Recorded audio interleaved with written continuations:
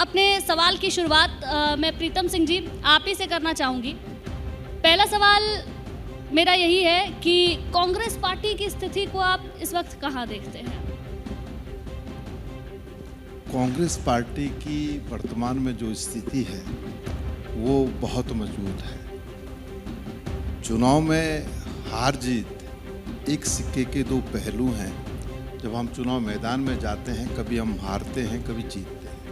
हार जीत से किसी भी राजनीतिक दल का आकलन करना मैं समझता हूँ कदापि उचित नहीं है। कांग्रेस मजबूत है और मजबूती के साथ इस प्रदेश की जो ज्वलंत समस्याएं हैं, जो ज्वलंत मुद्दे हैं, उनको उठाने का काम कर रही है और उत्तराखंड के लोगों के साथ मिलकर के संघर्ष के रास्ते में आगे बढ़ने का काम कर रही है। कांग्रेस की हार के बाद संगठन में भी बदलाव हुए, वो बदलाव क्या आपको लगता है कि सकारात्मक बदलाव है? देखिए, ये अधिकार प्रीतम सिंह में निहित नहीं है।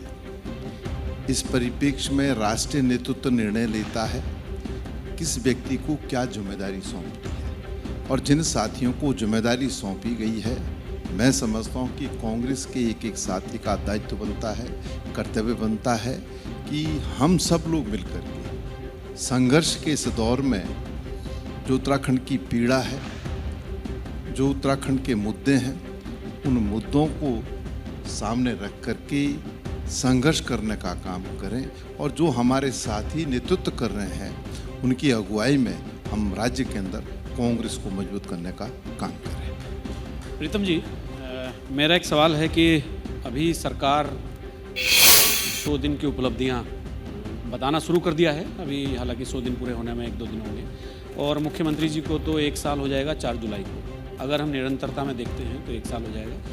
नई सरकार है और उसके बाद तो 100 दिन पूरे हो रहे हैं उपलब्धि। अभी बजट सत्र भी था और आपने तो खैर बहुत सारी चीज़ें देखी हैं। आप यूपी के समय से विधानसभा के माननीय सदस्य रहते आए हैं, निर्बाध तरीके से जीत रहे हैं, तो ये जो 100 दिन की उपलब्धि है ये क्या है? देखिए, सरकार अगर 100 दिन की उपलब्धि गिनाती है तो मैं इससे कदापि सहमत नहीं। 2017 के विधानसभा चुनाव में उत्तराखंड के लोगों ने प्रचंड बहुमत के साथ भारतीय जनता पार्टी की सरकार बनाने का काम किया और उसके बाद 2022 के विधानसभा चुनाव में भी फिर से एक बार भारतीय जनता पार्टी की सरकार इस सूबे के अंदर स्थापित हुई है। 100 दिन के कार्यकाल को हो सकता है सरकार जो है बड़ी बड़ी उपलब्धियों के साथ अपनी उपलब्धियां गिनाने का काम करें, लेकिन मैं कह सकता हूं कि 100 दिन में सरकार 2.5 कोस भी नहीं चल पाई। अरविंद पांडे जी, 2.5 कोस भी नहीं चल पाई है, क्या कहेंगे इस पे?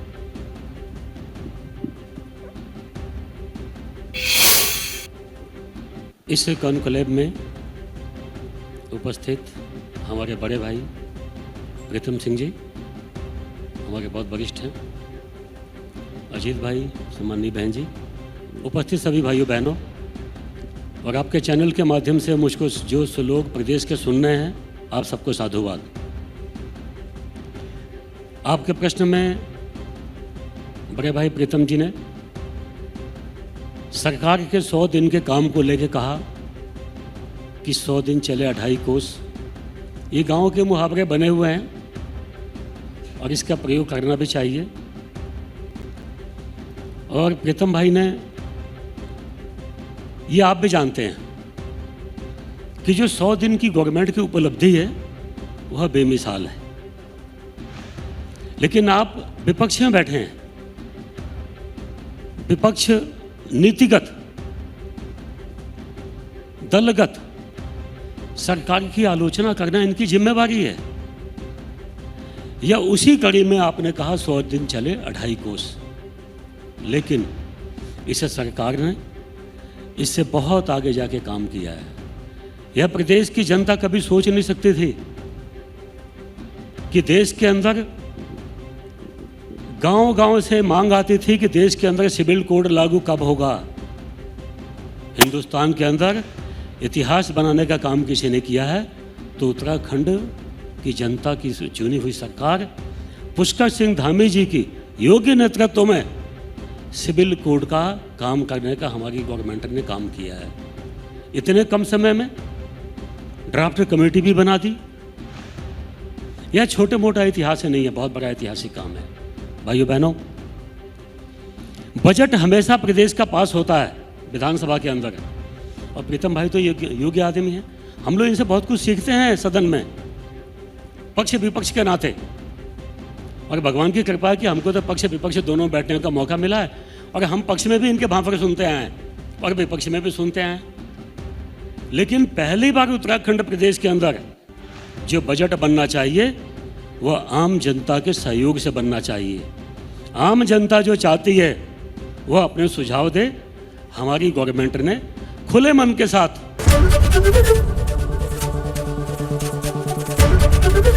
एबीपी न्यूज आपको रखे आगे।